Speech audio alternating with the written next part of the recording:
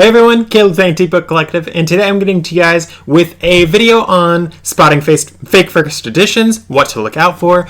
This is, of course, another part of the first edition, sort of identifying first editions playlist. I know I just totally ruined the name, but it doesn't really matter. But this one, I've mentioned it many times before, guys. This is the book that ruined me, guys. Like, no, it didn't actually ruin me, but it's the only book that I bought that I'm not sure if I'm going to make money on. So this particular book, I think I paid $25 for it, and it is worth probably $25. It really stinks for me, but at the end of the day, it was an important lesson learned, and I hope it's going to be an important lesson for you guys to learn as well. So this particular book, if it was a real first edition, would be worth hundreds of dollars. And for me, I actually bought it at more of a bougie boutique Friends of the Library store. So this one was in a town called Lake Oswego, which I don't normally go to very often because the deals aren't normally great, and like everyone and their cat ends up going there to buy stuff. So I saw this one and I thought, oh man, I made out. This is a real first edition. And when I bought it, I was flipping through it. I'm like, oh wow, this definitely looks like it. It does have some wear and tear. So one thing in particular, so this yellow stuff, that's old tape. Old tape turns pages yellow and it's just terrible. Don't put tape in your books, guys. It's not good for the books. There is special kinds of tape that they use for museums and whatnot. I've seen people use that, and I've seen it work very well because, again, it's made for museums. It's a no acid tape, but I'm not here to talk about that.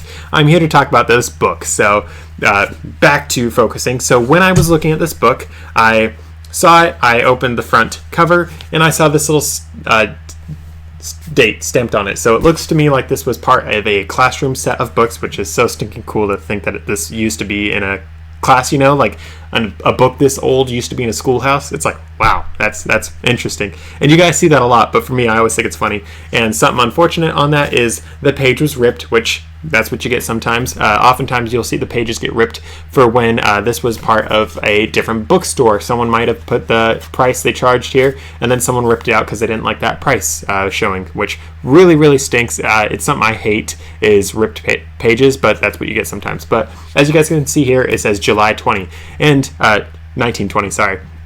And July 1920, that doesn't necessarily mean that's when the book is from, because again, this is just something that someone stamped here themselves. They could have bought it used. Odds are this person did. So this book, the next thing I looked at was, of course, the title, and I just flipped through, saw the different things, and then I went to the title page, saw the title page, and I immediately went on over to the copyright page because I thought, all right, copyright page, that's what I want. And I was like, if this thing's from 1940, that is going to be worth so much money. And I saw, and you guys just saw, copyright 1940, and I was like, yes, this is the best thing ever. I just made so much money. This is $25. I'm going to instantly make 4 times on my money, which isn't too impressive. I mean, 4 times on my money, guys. The way I run my business is I buy my books for between nothing and $2, or $2.29 actually. I buy like 99% of my books in that price range, and I sell, my average sales price is $70. So for me, getting from my average of $2 selling for $70, that's a little bit more than a multiple of like 4 times on my money, or whatever this book would have been if it was a real first edition.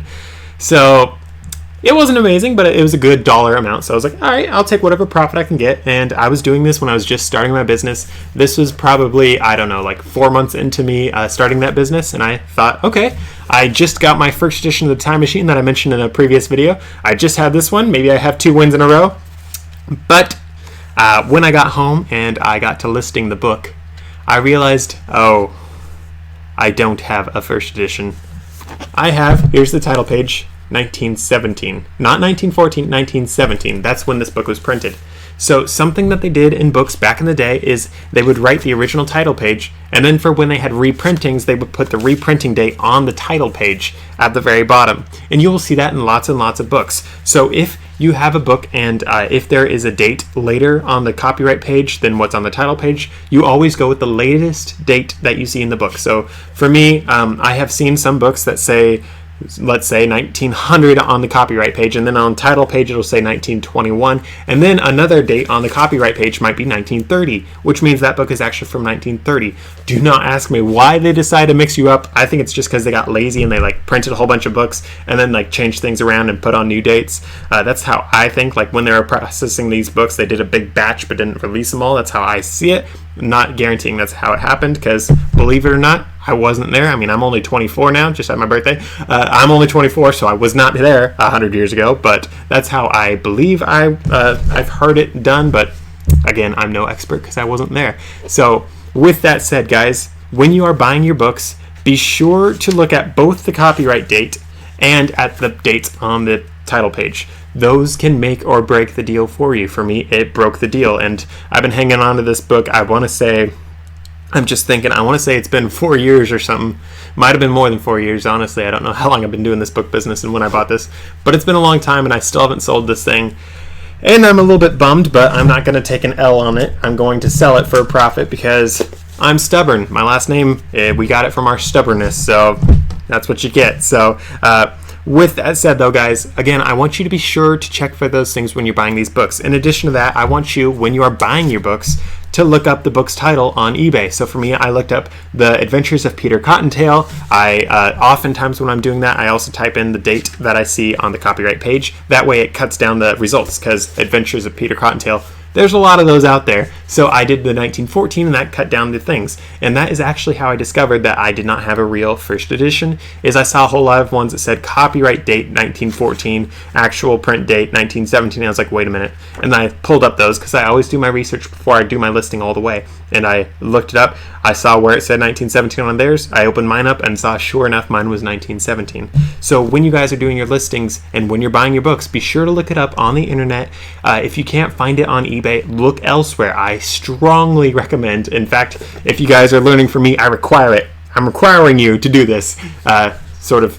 I mean, I can't actually force you. I mean, there's sort of a little bit of a divide between you and me, but guys, be sure to look these things up on the internet, because oftentimes you will get a fake first edition, which is what a lot of this series has been about, because fake first editions are a lot more common than you guys might think. So with all that said and done, guys, thanks for watching. Be sure to subscribe. Be sure to check out the other videos in the playlist and another video below.